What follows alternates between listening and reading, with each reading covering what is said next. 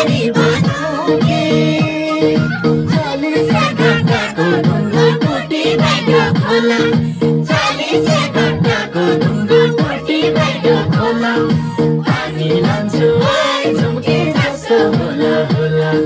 पानी लान्छु है झुम्के जस्तो होला होला पानी लान्छु है झुम्के जस्तो होला होला